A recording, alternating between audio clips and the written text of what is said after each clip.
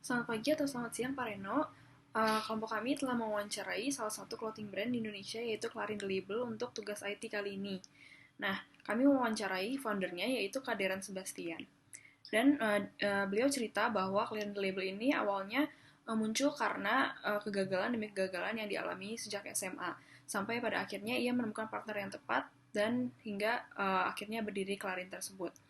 Nah, Clarin ini menemukan opportunity yang ada di fashion wanita karena wanita itu cukup konsumtif daripada pria. Dan awal berdirinya itu Clarin hanya membeli dari supplier lalu menjualnya kembali sampai akhirnya dia cukup besar dan akhirnya dia melakukan self manufacture. Untuk modelnya juga dia tidak memiliki diferensiasi yang kuat, awalnya hanya color yang pop-up saja dan colorful, tetapi pada akhirnya ia lebih mengenal customer-nya, dan mereka itu ibu-ibu yang sekitar berumur 28-35 tahun, yang ibu-ibu muda, ibu hamil, working moms, dan ibu yang mempunyai anak-anak kecil. Nah, akhirnya mereka shift produknya dari yang trendy-trendy biasa ke baju-baju yang untuk customer seperti itu. Dan ada kancingnya, lebih sopan, lalu ada lengannya. Nah, karyawannya itu belum banyak, hanya 3 orang, 2 admin, dan satu lagi itu untuk packaging. Lalu foundernya itu ada 2. Nah, mereka itu mengurus digital marketing, social media, dan juga photoshoot, dan ketemu-ketemu vendor kain-kainnya. Nah, goals mereka untuk jangka pendeknya, mereka ingin untuk bisa jadi shopping mall di Shopee. Lalu untuk jangka panjangnya mereka mau menjadi clothing brand yang ada di mall-mall dan dikenal oleh seluruh kalangan wanita di Indonesia. Selanjutnya, digital media. Yang pertama, website. Tujuan yang ingin dicapai oleh Clarin dalam penggunaan website adalah untuk tujuan advertising dan pendataan penjualan. Yang kedua, Instagram. Advertising dari Clarin The Label difokuskan di Instagram. Clarin The Label memberikan konten yang menarik dan konsisten baik di feeds maupun di IG story-nya.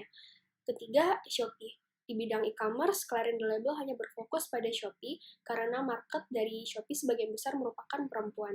Dan terakhir, Line Official Account dan WhatsApp. Kedua aplikasi ini menjadi sarana customer service dari Clarin. Kemudian untuk pembelian, customer akan diarahkan ke website untuk mempermudah pendataan penjualan dari Clarin The Label. Digital Media Analysis. Yang pertama, sosial media Instagram. Followers dari Clarin di Instagram mencapai 66,6k followers. Posting pada feeds dilakukan secara konsisten setiap hari minimal 1 foto dan sekitar belasan IG story per harinya.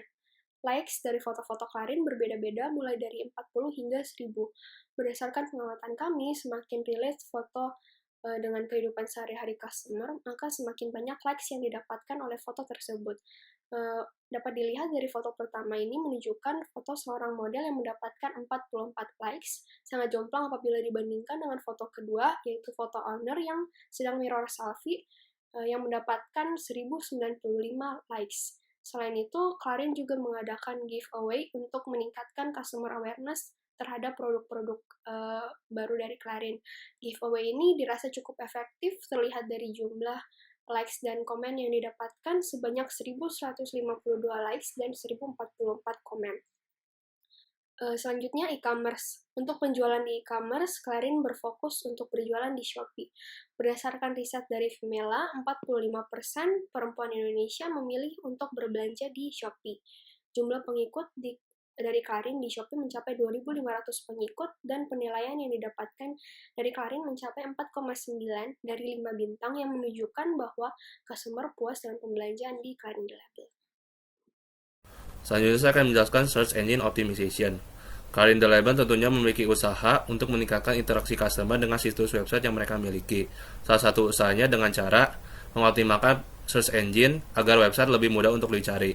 Berdasarkan analisis yang telah kami lakukan, terdapat 5 cara yang Clarin The Label lakukan, yaitu yang pertama, mengatur struktur URL.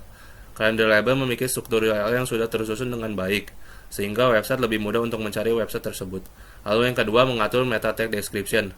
Meta tag description itu sendiri adalah deskripsi suatu website berupa paragraf pendek mengenai suatu halaman website yang digunakan mesin penelusur atau search engine sebagai ringkasan dari halaman tersebut. Lalu yang ketiga, navigasi. Clarin The Label memiliki navigasi yang sudah cukup jelas, sehingga customer lebih mudah untuk melihat konten-konten yang ingin mereka lihat. Lalu yang keempat, menggunakan alt text. Alt text itu sendiri digunakan untuk mengoptimalkan gambar yang ada pada suatu website agar mesin penelusur atau search engine lebih mudah untuk mendeteksi gambar tersebut. Lalu yang terakhir, menggunakan nama file yang relevan.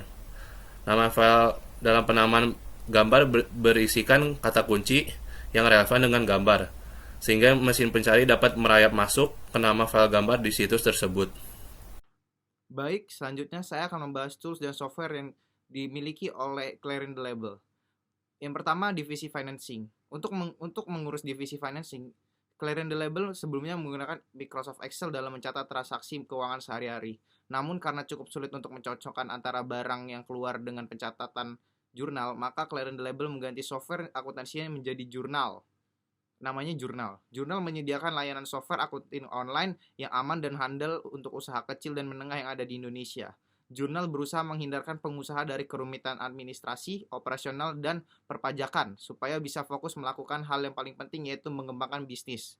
Ini akan dicapai dengan membuat teknologi efektif yang sangat mudah untuk dipakai. Jurnal dapat diakses dari manapun dengan koneksi via internet atau Wi-Fi. Clarin the Label melakukan transaksi jual beli melalui aplikasi atau software jurnal, sehingga semua transaksi dapat tercatat dan langsung masuk ke bukti transaksi yang masuk ke dalam jurnal akuntansi. Transaksi yang sudah tercatat akan masuk ke jurnal, lalu otomatis akan terupdate menuju general ledger perusahaan. Hal ini memudahkan pembuatan laporan keuangan, seperti balance sheet, income statement, statement of financial position, trial balance, laporan hutang dan piutang, dan laporan lainnya. Laporan tersebut akan dihasilkan oleh jurnal secara otomatis pada akhir periode yang ditentukan sesuai dengan jurnal umum yang diinput, sehingga akan meminimalisir kesalahan yang terjadi dan menghemat waktu yang dibutuhkan. Jurnal sendiri dirancang sesuai peraturan standar akuntansi keuangan Indonesia atau PSAK, sehingga laporan-laporan yang dapat digunakan selayaknya yang digunakan oleh laporan keuangan lainnya. Selanjutnya, kegiatan marketing atau pemasaran. Kegiatan pemasaran yang dilakukan di dalam Clarin the Label adalah dengan berlangganan software bernama Omnisend. Omnisend adalah software atau penyedia jasa pengirim email, SMS, link YouTube, link Facebook, dan lain-lain kepada orang-orang yang sudah berlangganan di Omnisend. Omnisend adalah perusahaan yang membantu bisnis e-commerce yang membuat pemasaran mereka bisa relevan dengan mengirimkan pesan yang dipersonalisasi kepada orang yang tepat dan pada waktu yang tepat, menggunakan saluran yang tepat. Dan untuk pembeli, itu berarti pengiriman pesan khusus dan pengalaman berbelanja online yang sangat unik. Untuk pemasar, kekuatan untuk naik di antara para promosi-promosi yang ada dan mendapatkan hasil yang lebih baik dari sebelumnya. Omnisend sendiri bekerja dengan cara mengirimkan email mengenai tawaran-tawaran menarik dari sebuah toko atau online shop yang berlangganan di Omnisend. Kemudian, tawaran itu dikirimkan dalam bentuk email oleh pihak Omnisend dan dibagikan kepada orang-orang yang sedang mencari produk yang relevan dengan yang ditawarkan oleh toko. Sehingga di sini Omnisend bergerak sebagai perantara antara penjual dan pembeli.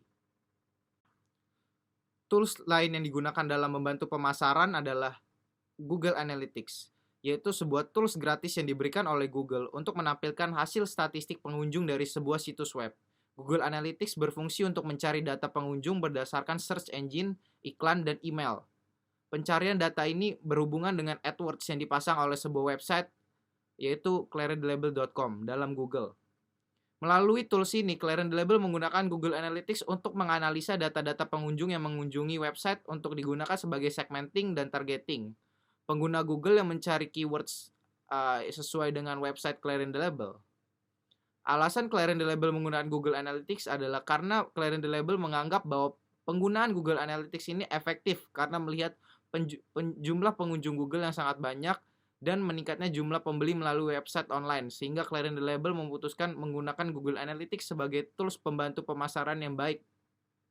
Tingkat keefektifan dari penggunaan Google Analytics juga dapat dilihat dari jumlah data yang didapat dari Google Analytics dan kesesuaian data pengunjung dari search engine dengan AdWords yang dimasukkan oleh pengunjung dalam search engine tersebut. Selanjutnya, untuk kegiatan operating atau operasional, Clarin the Label menggunakan software Allsera, yaitu tempat untuk mencatat jumlah stok atau mengurus barang yang telah keluar atau masuk. Allsera sendiri merupakan aplikasi yang mudah digunakan karena berbasis cloud dan laporan yang real-time dengan keamanan yang tinggi, sehingga Clarin the Label menggunakan Allsera untuk mengatur stok dan bidang operation yang lainnya.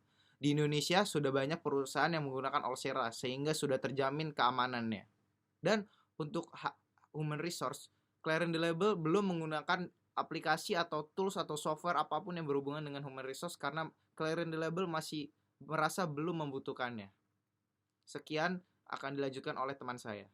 Nah, setelah kami mewawancari Clarence the Label, banyak sekali pelajaran yang dapat kami ambil dari sana untuk diaplikasikan kepada bisnis kami di semester 4 ini di pelajaran Business Development. Nah, penting sekali untuk kita untuk mempelajari IT karena banyak sekali tools-tools di sana yang dapat mempermudah kita dan mengoptimalisasikan bisnis kita untuk bisa menjadi sukses.